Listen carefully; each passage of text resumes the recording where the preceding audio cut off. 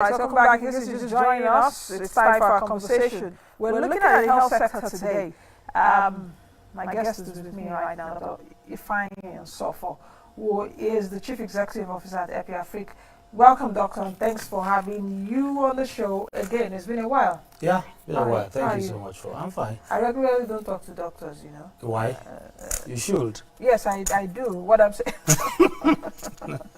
No, yeah, doctors or health workers are not regular guests on my show, but I try as much as possible because when you're talking about the economy, it's all sectors, as it were. Yeah, absolutely. It's all sectors: health, sports, entertainment, everything. Yeah, it's just on my head. So I try as much as possible to chase every one of them. So welcome to the program. Thank you. Let's get started.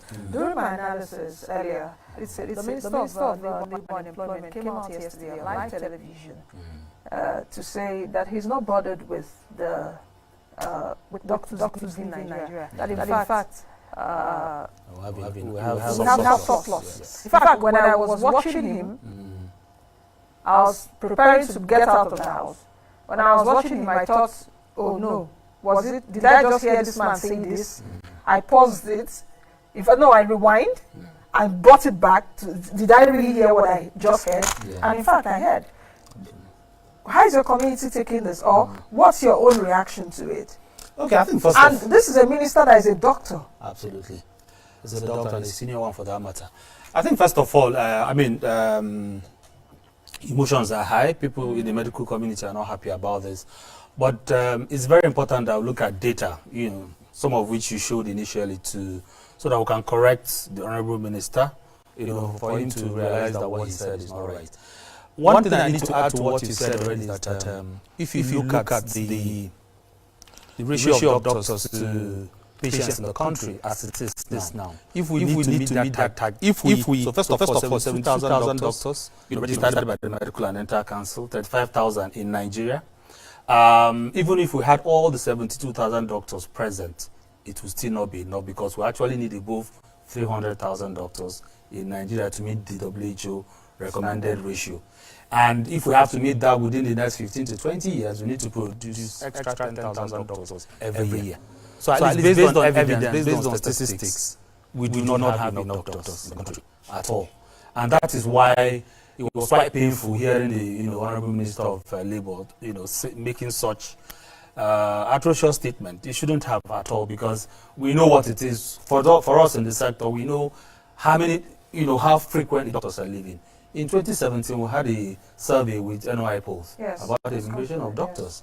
705 doctors filled our questionnaire.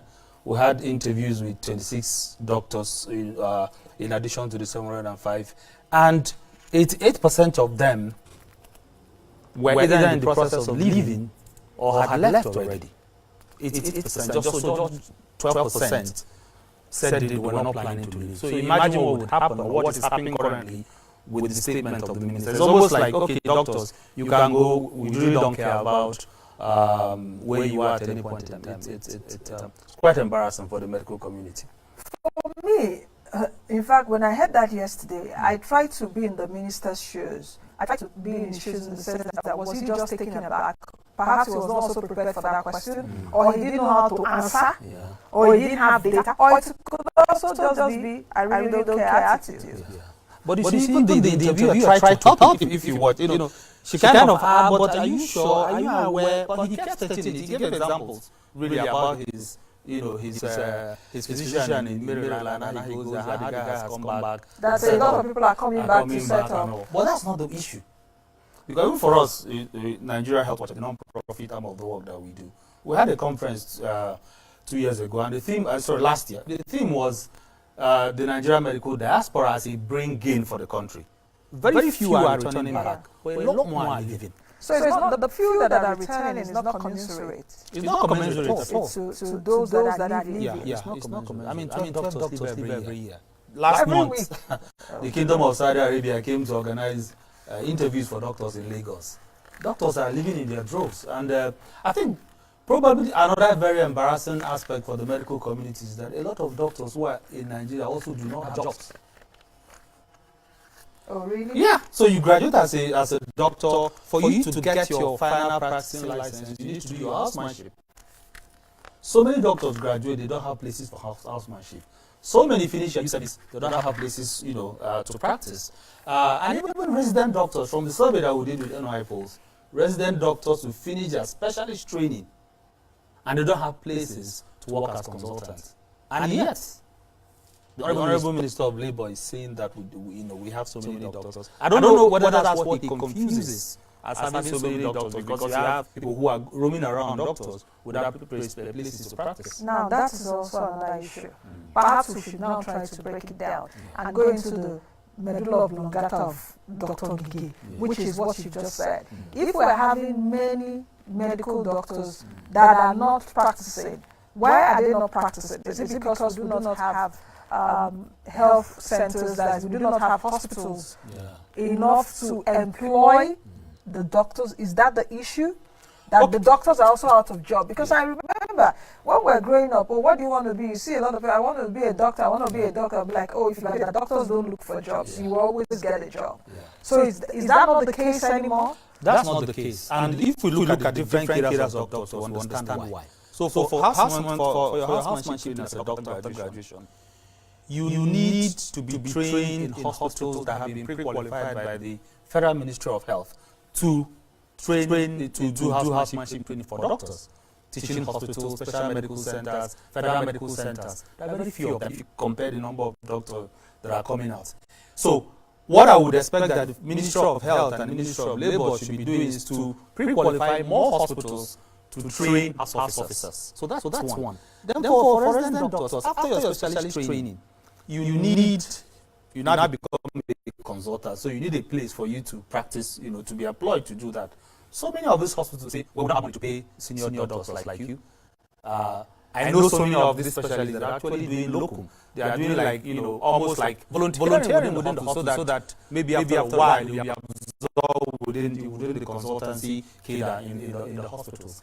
And if you look at the different states in Nigeria, the doctors alone in Lagos are more than the doctors in the whole of northern Nigeria. So the question again is that how come governors in Nigeria are not making it competitive for doctors to come and work within their domain? I've been to, when I work with some international NGOs in Nigeria, I've been to states in Nigeria where they don't have enough doctors, and yet they are employing Egyptian doctors and paying them probably the salary one Egyptian doctor pay like 20 other Nigerian doctors if they within their service. So we need to really, I think as a people, as a country, Nigeria, different states, we really do not prioritize health. So it's almost like, whatever goes. Because the politicians themselves, at the end of the day, they will find a way to get the health care that they deserve. I just saw on Twitter before I came on air that the President Buhari is going to the UK on a private visit. I will not be surprised if it's a medical visit. He's done that several times. And he did that for like a year, some days. Yeah. At least if you collect his 4 years, cumulatively, he was outside the country for more than a year. Yeah. So the political class take care of themselves. But so Nigerians should be enraged by the fact that we have a country currently where doctors do not have jobs. And yet, we know what the needs are in hospitals. You get some of these hospitals, doctors that are already employed, they are overworked. They don't have equipment to practice with. They don't have opportunities for continuing medical education. The survey that we did unpacked some of these reasons, and these are some of the reasons why doctors want to leave. Because you're working, you're not being paid well, you're overworked. Your colleagues who should come and help are not given jobs because of so many reasons, And to me, ultimately, just the fact that we don't prioritize healthcare in Nigeria. The government doesn't, the people do not. You hear things like, well, my family would not fall sick. 10 years, I've never been to the hospital. It's not my portion, I will not fall ill. We know it's not your portion, but people fall ill. So how do we push government? There's also preventive medicine. There's also preventive medicine, absolutely. But how do we do that when, as a people, we just think that health should take the back borders? It's only when people are really bedridden, you don't have any other choice, then people start running. At that point in time, it's too late. You may not have a doctor on duty. You may have a doctor whose capacity to deliver has dwindled over the years because he has not had opportunities for regular trainings and updates. In the past, resident doctors, once you become a senior resident, maybe you go to the UK for some training, then you come back. It was better, it was much more fulfilling for doctors. But now it's not that way, and it's really. I think the Honorable Minister of Labour, Dr. should actually apologize to doctors and to the Nigerian Parliament for that statement. I don't even know what to say anymore. Because the thing is, if you're looking at the health sector totally, you see that there is a deficiency. I think for 2019, our budget, President Buhari has earmarked 315 billion naira to the health sector, which is more of that portion is going to recurrent expenditure. But this 315 billion naira, it's I think a 4% increase or so over the 260-something billion naira marked in the 2018 budget. But even at that, we still are below the 15% target. Yeah, for every country. Yeah. For every country. Yeah. How devastating or how much of an emergency is our health sector now? Should our health sector be? Because you go to Nigerian hospitals, you go for one sickness or the other, you go treat yourself. Either machines are breaking down, or there are no machines to diagnose, or even the attitude of the health workers themselves. That's another kettle of fish itself. That you see that the attitude of the health workers are like, they are above you. You are their mercy, which shouldn't be, because if you go abroad, you don't even get to see that. But let's take it also from this angle, which is we have 5,000 doctors currently practicing in Nigeria, isn't it? Is it that many of our young people do not want to be doctors again? That is, you know, those days like, oh, you want to see people are studying medicine, engineering, law, and all of that. Is it that we are seeing less people studying medicine? Because can we also take it from that angle? That we are not having enough workforce, we are not providing as many doctors as we want to provide. Like in China, for example, every day they will know these are the number of doctors we want. These are the number of engineers we want to move China for, doctors, lawyers, and all of that. And they provide that. But here in Nigeria, we don't even, you know. Yeah, I mean, absolutely right. Because do you understand? I get where you're coming from. Yeah, absolutely. Because one of the things I said initially was that if we have to meet the shortfall of doctors, we have to train more than 10,000 a year. Which, as it is now, the medical schools do not have the capacity to. Because remember, part of the accreditation for medical school by the Medical and Dental Council is that they, based on the capacity, number of lecturers, equipment, spaces that you have, the Medical and Dental Council pre-qualifies you to train a certain number of doctors. You know, so those are the kind of interventions that federal government and state governments should be doing, because we know what the shortfall is. We know how many doctors we need to produce every year in order to meet that shortfall. So and again, if you look at, I don't think it is the way it was like when I was in secondary school, where a lot of people were really thinking about either to study medicine, engineering, law, and stuff like that. Because, to be honest, if you look at tech, it has actually made it more young people are driven more into tech-related jobs than any other kind of profession at all. So that could also be an emergency, isn't it? Yeah, does it mean that in a few years to come, Nigeria may not have doctors to treat her citizens? Yeah, I agree, because a lot of people are not going to study the course again. We don't have enough spaces, even if the people come to study the course, and the brain drain. A lot of people are leaving. The ones that are already trained are leaving. And you know how frustrating it can be for a young doctor who graduates, and maybe his classmates have already left, and they are telling him stories about how it is to practice abroad. Yeah, maybe the kind of hospital, the equipment, the training, the courses, the conferences they attend to help them practice better. Before you know it, that peer pressure, even for the few that really want to stay back. Remember from our survey, 88%, that's 9 out of 10, were on the verge of leaving. So just those 12% were the ones that were like, well, we'll stay here and sort it out. And if I use myself as an example, I had very 6 very good friends when I was in medical school. At the point in time, all of us were abroad. But I came back. The 6 of you? Yeah. Then the other 5 are abroad. The UK, US, and Canada. Up till now. Up till now. Believe me, they're not coming back. And I left medical school like 20 years ago. So imagine what it is like for younger doctors who just come out to social media with ease of information, and knowing that, from the survey we did, doctors are going to Sudan.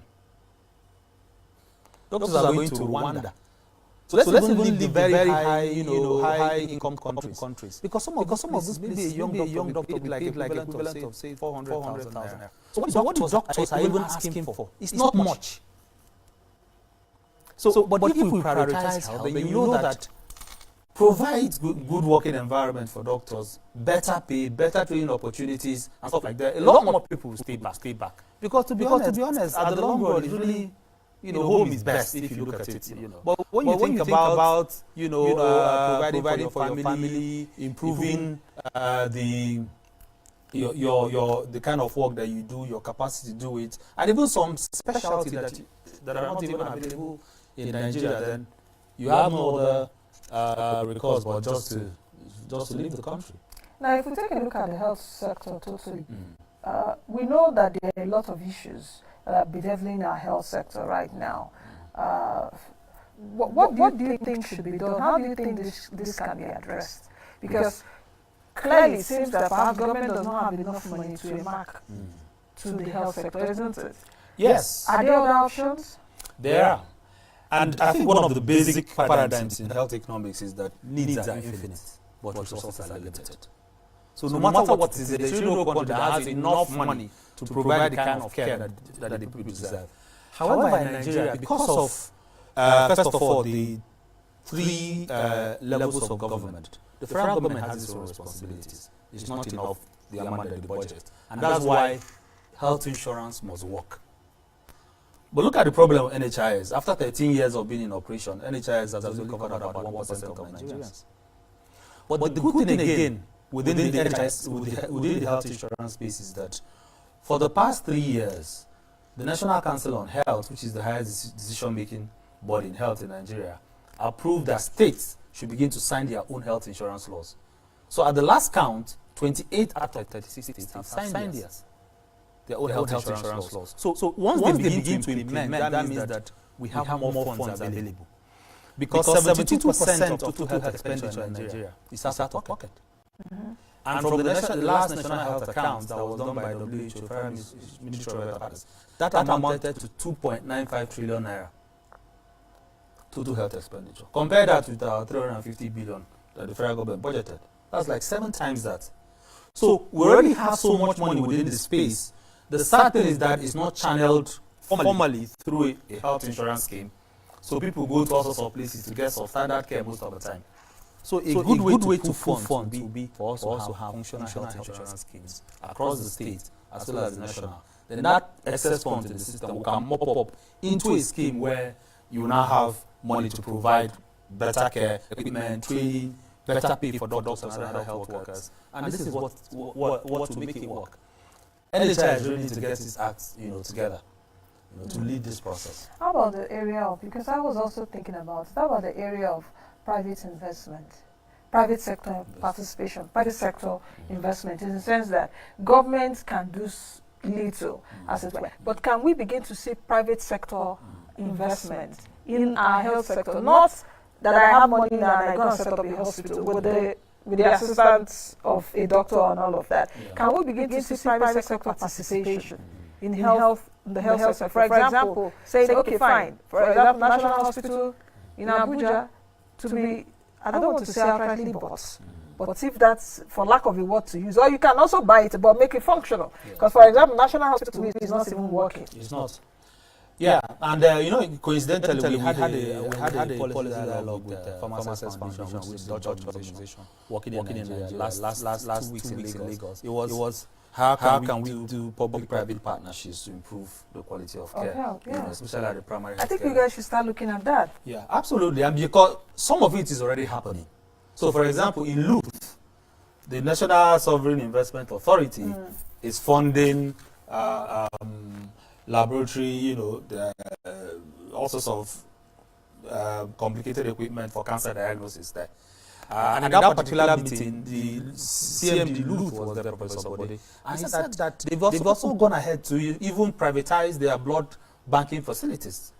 So it's not just Luth doing it; they got a private individual to come and run that for them.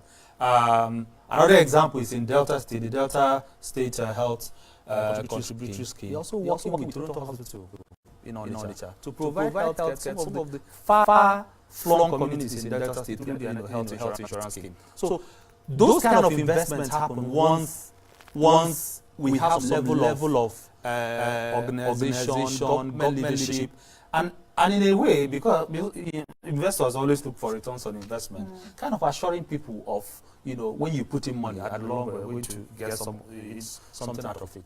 So absolutely, we think for us at Nigeria Health Watch and IPF, we think that having private sector participation in healthcare delivery is another way to pull funds and also to pull capacity, to pull networks, better ways of doing things, than we have now. And we're happy that the federal government at least, provided that leadership in the way through the different interventions that are currently going on. But it's not enough, is it? No, it's not enough, because if you look at our population, it's not enough. And why we did that particular policy dialogue with the Pharmacists Foundation is that we also want to show best practices. It's happening at the federal in some instances. Delta State is happening. How can other states, learn from that and replicate what is happening within their system? Because what Pharmacists also does is that they provide a medical fund. And they give loans to private investors that want to be part of it. Their interest rate is single digit. And they work with Sterling banks and other banks to do that. So things like that would give confidence to different people who want to be part of it. And we also know of things happening in Lagos. As a young doctor, Dr. Debo Dulano, who founded Doctura. What they do is that they provide a co-working space for doctors. So if you want to practice in Lagos now, you don't have to set up a practice. You just go there, get a space, and consult from there and pay a token. And they provide you with, the space and basic laboratory equipment that you need to work with. Those are the kind of things that we need. Gradually, it kind of builds up. But the government obviously has to provide a better working environment for that, especially with loans, because I know Debo and his team, they go to the extent of looking for grants and other people to fund this. But replicating what Pharmacists does with their medical aid fund that provides single-digit interest rates is something that will help drive that process. So that for you as a doctor, you're not thinking about okay, how do I fuel my generator? How do I get into which I feel you guys shouldn't even be inundated with. I feel for me, looking at even the system and how it has worked over the years, the health community may hate me for what I say now. Why would a CMD be a medical doctor in the first place? For example, I don't know if you guys are also considering that, because as a doctor, you are trained to care for someone. You are now the MD of your hospital. You are thinking of the medical side. You are thinking of if there's fuel inside generator. You are thinking of the admin woman, how much money is coming in. You are thinking of and all of that. Are you all thinking towards that line that perhaps treatment centers across the country should also be looked at that way, so that doctors can also concentrate with what they're doing? You're right. You see abroad, isn't it? Yeah, you're right, because first of all, the fact that because those hospitals also should be making money. Yeah, they should be making money. They're making a lot of money. They should be making money. I totally agree with you. The fact that a doctor doesn't mean that you're trained to lead a hospital. Yes. Yeah. However, if you want that hospital management is a path that you want to toe, go and get proper training for that. Because to be honest, if you read about how some multi-specialty hospitals in the US were rehabilitated and now became profit making, they use even learnings from Toyota, not even from the medical space. How Toyota does this work, assembles vehicles, how they bring in efficiency into the system. So a doctor doesn't have to be the CMD of the hospital. But if you have trainings for that, that's fine and good. But I think the whole concept of a group practice kind of helps you defray all sorts of costs. So you're not thinking about all that. For you, who is a doctor, who is more interested in providing care for your patients, you're not bothered about all the other overheads, all the other ancillary costs that are associated with running a practice. And that is one thing that Doctura does very well. And I'm happy that at least within Lagos, they are beginning to change the way doctors think. Remember again, the training for a doctor's training in medical school does not train you on how to run all those things, to be honest. maybe you are specifically trained, to provide care. And you specialize in one field or the other. So you shouldn't be running around chasing people and all of that. All right, let's take a few comments coming through on Twitter. Omale says Dr. Ngige's comments on medical doctors shows that the present administration does not care about the welfare of ordinary Nigerians because they can flight out for medical treatment and private visits. It is a shame. While One for Victory says, everyone, especially government, to buckle up and do something proactive. It is not a funny situation. Uche Obi says, in a sane country, comments like this from Dr. Ngige attracts an apology, a disclaimer, or a sack from a responsible government. What he just said now just reminded me of Sri Lanka. Sri Lanka's bombing that just happened, and the government asked the defense minister, the police chief, everyone go. But we've been having that kind of situation here. Everyone is just sitting comfortable, and things are not changing. In fact, they are getting worse. Yeah, absolutely. Don't forget that sometime last year, the Minister of Health, Professor Adewoye, also made his own, gaffe when he was asked about doctors not having places for resident practice. I said, some doctors are farmers, some are tailors. In fact, his tailor is a doctor. I think for me, again, like what I tweeted yesterday, I seriously believe that public officials need training on how to communicate to the public. And for us at Epi Africa, we do trainings of doctors and all sorts of health workers. We're seriously thinking about that, developing a module so that you know how to communicate. Sometimes it's not really what you think you believe, it's what would, what is fair to everybody concerned. Okay. All right.